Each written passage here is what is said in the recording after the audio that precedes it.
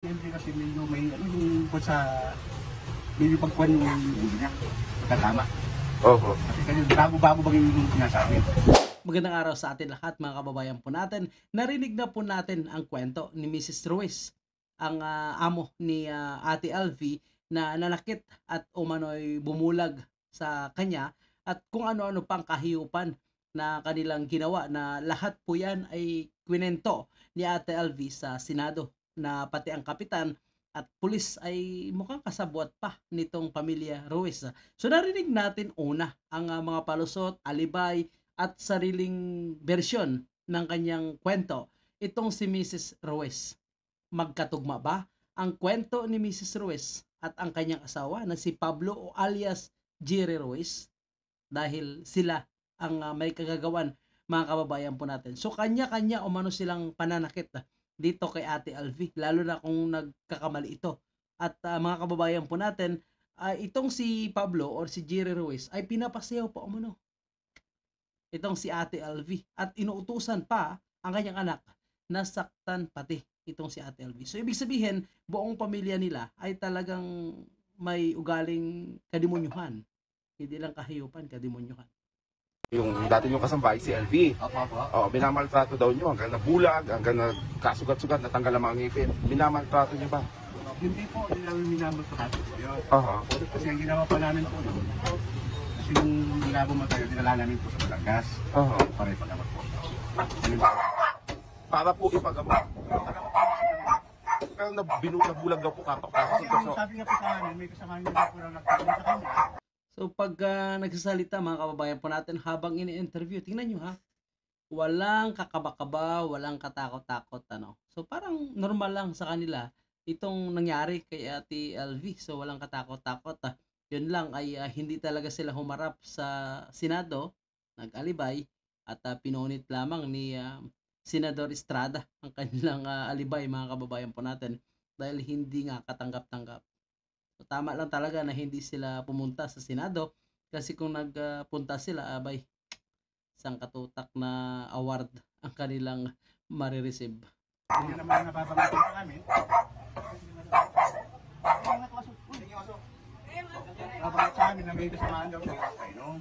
Na? Nagpainom daw sa kainom. Kung katiyata, Pinainom ng kape kaya nabulag? yun daw, sabi Pinainom ng kape mga kababayan po natin, nabulag na. Na palos. siya mismo nung galing naman sa bunganga niya rin po yun. Pero nung pumasok po sa inyo, eh hindi siya bulag. Okay naman po, kaya lang ang problema kay Henry kasi medyo may ano yung po sa medyo pagkuhan yung ulo niya. Pagkatama. So mukhang pinapalusot niya na may sakit sa utak. Itong si Ate LV, mga kababayan po natin. Kasi kanyo bago-bago bagay yung sinasabi. Inyo daw siya inihagis, binubugbog, dinali, lahat na ng pangmamaltrato. Wala po katutuhanan niya kasi po may nasisipin. Saan po ba siya naging kasambay? Dito po ba sa tindahan? Lahat sila po magkakasama po, marami sila po dito. Mga kababayan po natin, si Ate LV ay nagtatrabaho sa kanilang bahay. Pero ang tinuturo niya ay sa tindahan. So talagang hindi ka pwede mananakit yan sa tindahan dahil maraming tao. So exclusive mong sasaktan si Ate LV sa loob ng inyong bahay. So kahit isa wala man lang siyang inamin ano, talagang nagpapa-inosente rin itong si Kuya Jerry. Kuya natin kahit paano. Nagpapa-inosente rin itong si Jerry Ruiz ano mga kababayan po natin. Kasi kung ang asawa niya sana ay nananakit, so pwede niya sanang pigilan. So parang ate niya na rin ito, si Ate LV. Pero sa halip ay kanya-kanya silang pananakit kay Ate LV. Grabe. At yung ginawa nila hindi talaga katanggap-tanggap mga kababayan po natin. Nasaan yung mga CCTV? Meron kayong kopya? Wala na po kasi na bago lang kasi yung Ayun. hindi na pero may mga So tinuturo niya na may kopya naman umano ng CCTV, may CCTV sila para umano malaman na hindi talaga sinasaktan si Ate LV. Pero nung tinanong, wala umanong kopya, di ba? tao po makapagpuan sa kanila kung ano yung Paano mabubulog yun dahil lang sa kape? ayun, hindi rin ko rin alam po kasi layo ba ako sa biyahe. Bulag-dilig. Oo. Madalang iniiwan dito sa mga kasama. Oo. Yung daw mga anak nyo ay binubugbog din siya. Paano po nung nilubog ng mga bata siya, anak ko na sa Batangas po nag-aaral. Oo.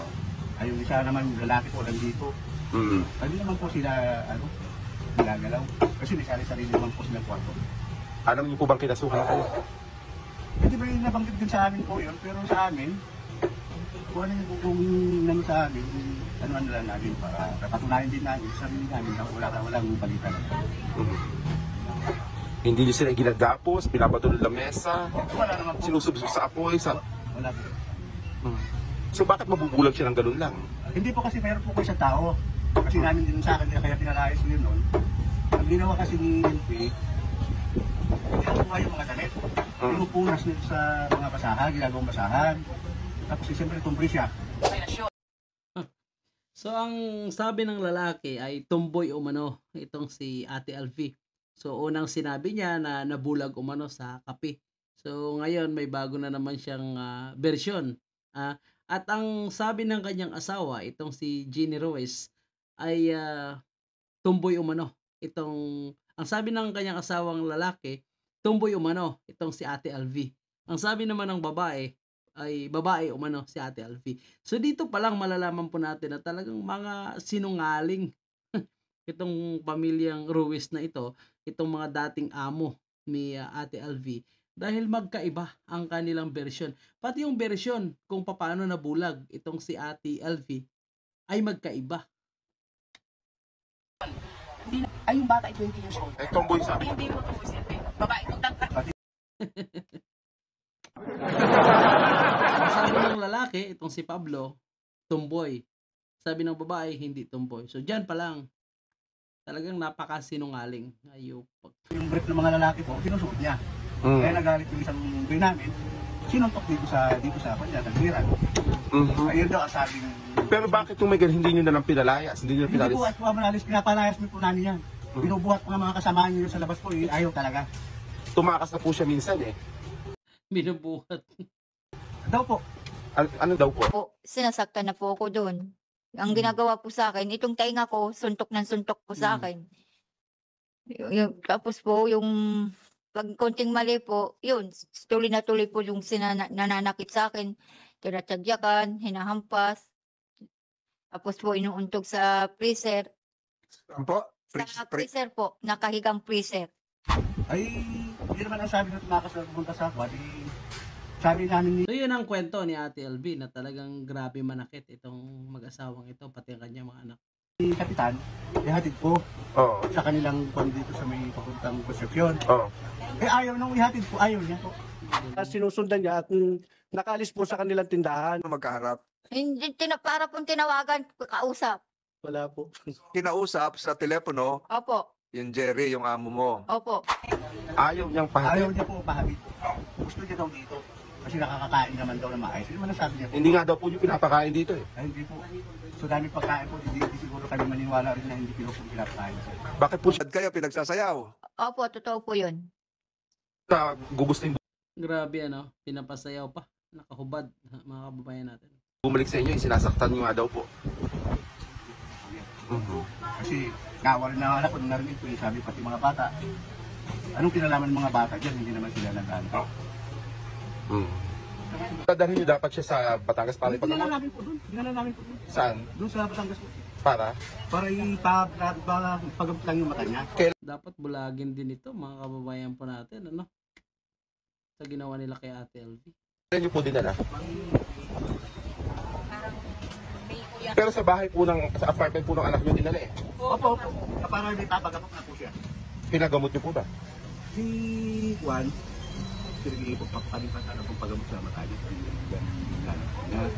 Kasi pinapasabi namin yung katulong na gaganap pa siya sa pagkakapatigat sa ang wala pa talagang sulpa yung kanyang mata.